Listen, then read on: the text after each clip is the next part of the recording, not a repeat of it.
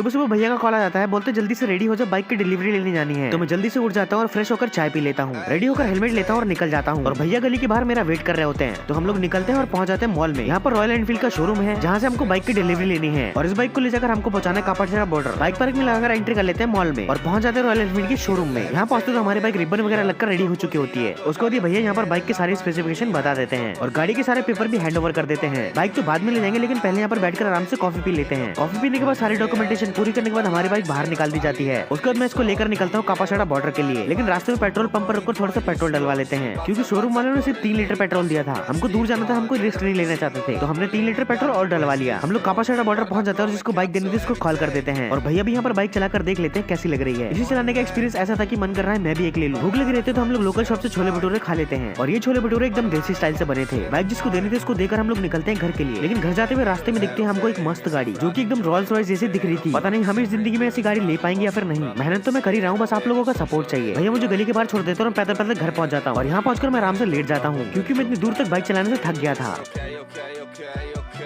सुबह सुबह भैया का कॉल आ जाता है, बोलते जल्दी से रेडी हो जा, बाइक की डिलीवरी लेने जानी है। तो मैं जल्दी से उठ जाता हूँ और फ्रेश होकर चाय पी लेता हूँ। रेडी होकर हेलमेट लेता हूँ और निकल जाता हूँ और भैया गली के बाहर मेरा वेट कर रहे होते हैं। तो हम लोग निकलते हैं और पहुंच जाते हैं मॉल में। यहाँ पर रॉयल एनफील्ड का शोरूम है, जहाँ से हमको बाइक की डिलीवरी लेनी है और इस बाइक को ले जाकर हमको पहुंचाना है कापाडीहा बॉर्डर। बाइक पार्क में लगाकर एंट्री कर लेते हैं मॉल में और पहुंच जाते हैं रॉयल एनफील्ड के शोरूम में। यहाँ पहुंचते तो हमारी बाइक रिबन वगैरह लगकर रेडी हो चुकी होती है। उसके बाद भैया यहाँ पर बाइक के सारे स्पेसिफिकेशन बता देते हैं और गाड़ी के सारे पेपर भी हैंड ओवर कर देते हैं। बाइक तो बाद में ले जाएंगे, लेकिन पहले यहाँ पर बैठकर आराम से कॉफी पी लेते हैं। कॉफी पीने के बाद सारी डॉक्यूमेंटेशन पूरी करने के बाद हमारी बाइक बाहर निकाल दी जाती है। उसके बाद मैं इसको लेकर निकलता हूँ कापाडीहा बॉर्डर के लिए, लेकिन रास्ते में पेट्रोल पंप पर रुककर थोड़ा सा पेट्रोल डलवा लेते हैं, क्योंकि शोरूम वालों ने सिर्फ 3 लीटर पेट्रोल दिया था। हमको दूर जाना था, हमको रिस्क नहीं लेना चाहते थे, तो हमने 3 लीटर पेट्रोल और डलवा लिया। हम लोग कापाडीहा बॉर्डर पहुंच जाते हैं और जिसको बाइक देनी थी उसको कॉल कर देते हैं और भैया भी यहाँ पर बाइक चलाकर देख लेते हैं कैसी लग रही है। इसी चलाने का एक्सपीरियंस ऐसा था कि मन कर रहा है मैं भी एक ले लूं। भूख लगी रहती है तो हम लोग लोकल शॉप से छोले भटूरे खा लेते हैं और ये छोले भटूरे एकदम देसी स्टाइल से बने थे। बाइक जिसको देनी थी उसको देकर हम लोग निकलते हैं घर के लिए, लेकिन घर जाते हुए रास्ते में दिखते हैं हमको एक मस्त गाड़ी जो कि एकदम रॉयल्स रॉयस जैसी दिख रही थी। पता नहीं हम इस जिंदगी में ऐसी गाड़ी ले पाएंगे या फिर नहीं। मेहनत तो मैं कर ही रहा हूँ, बस आप लोगों का सपोर्ट चाहिए। भैया मुझे गली के बाहर छोड़ देते और पैदल पैदल घर पहुंच जाता हूँ और यहाँ पहुंचकर मैं आराम से लेट जाता हूँ, क्योंकि मैं इतनी दूर तक बाइक चलाने से थक गया था।